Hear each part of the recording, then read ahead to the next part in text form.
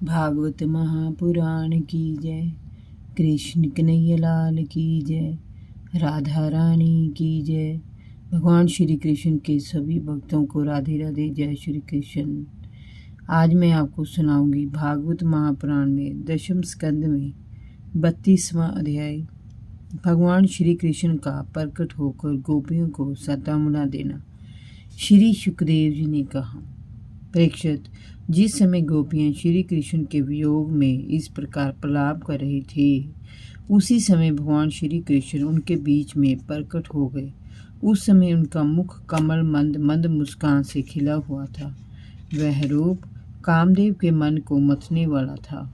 कोटि कोटि कामदेवों से भी सुंदर, परम मनोहर, प्राण वल्लभ श्याम सुंदर को आया देख गोपियों के नेत्र प्रेम और आनंद से खिल उठे। वे सब इस प्रकार से उनकी ओर दौड़ी मानो प्राणहीन शरीर में दिव्य जीवन का संचार हो गया हो। शरीर के एक एक अंग में नई चेतना और स्फूर्ति भर उठी। सभी गोपियों ने श्री कृष्ण को चारों ओर से घेर लिया और उनके अंगों को स्पर्श करके अपने हृदय को आनंदित किया। परीक्षित, जैसे मोक्ष की इच्छा रखने वाले ज्ञानी पुरुष संसार की पीड़ा से मुक्त हो जाते हैं, वैसे ही समस्त गोपियों को भगवान श्री कृष्ण के दर्शन से परम आनंद और उल्लास प्राप्त हुआ।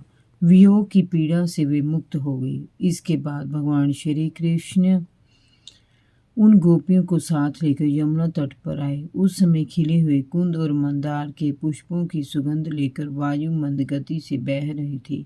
भौरे उन पुष्पों पर मंडरा रहे थे। शरद पूर्णिमा की चांदनी की निराली छटा सर्वत्र छाई हुई थी। गोपियों ने अपनी अपनी ओढ़नियां यमुना तट की रेत पर बिछा दी और अपने प्रिय कान्हा को उस पर बैठाया। गोपियों ने अपनी मंद मंद मुस्कान और विलासपूर्ण चितवन से उलाहना देकर उनका सत्कार किया।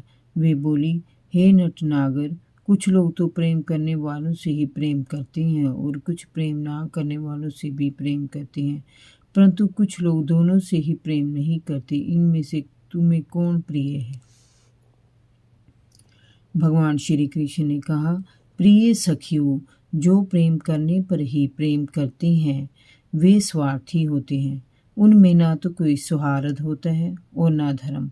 वह मात्र लेन देन पर आधारित प्रेम है। लेकिन जो लोग प्रेम ना करने वालों से भी प्रेम करते हैं, उनका हृदय सौहार्द और करुणा से भरा होता है। उसमें हित संधान की भावना निहित रहती है।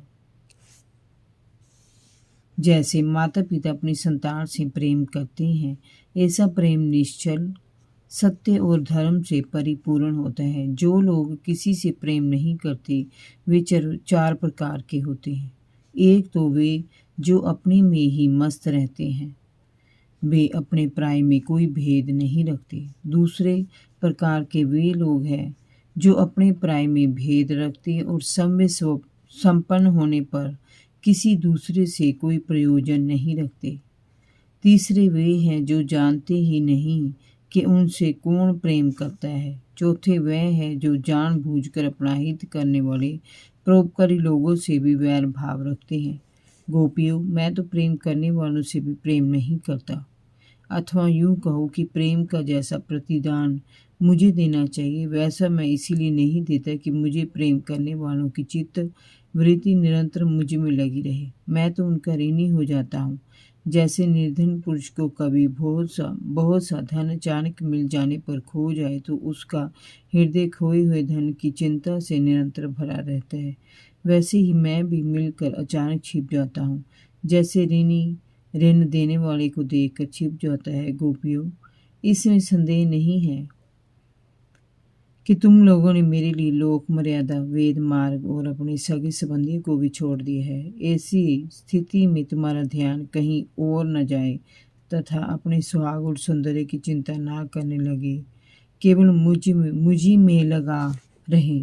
इसीलिए मैं परोक्ष रूप से तुमसे प्रेम करता हुआ ही छिप गया था। मैं देखना चाहता था कि तुम्हारे प्रेम की गरिमा कहाँ तक है। तुम मेरे प्रेम में दोष मत निकालो।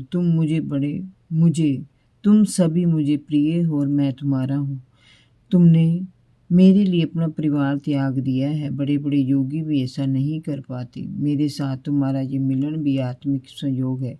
ये निर्मल और निर्दोष है। यदि मैं अनंत काल तक भी तुम्हारे प्रेम का बदला चुकाना चाहूँ तो भी मैं नहीं चुका सकता। मैं तो जन्म जन्म के लिए तुम्हारा ऋणी हो गया हूँ। तुम अपने स्वभाव और प्रेम से और प्रेम से ही मुझे ऊर्ण कर सकती हो, परंतु मैं तो सदैव तुम्हारा ऋणी रहूंगा। जय जय श्री राधे। भागवत महापुराण की जय। कृष्ण कन्हैया लाल की जय। भगवान श्री कृष्ण के सभी भक्तों को राधे राधे। जय श्री कृष्ण।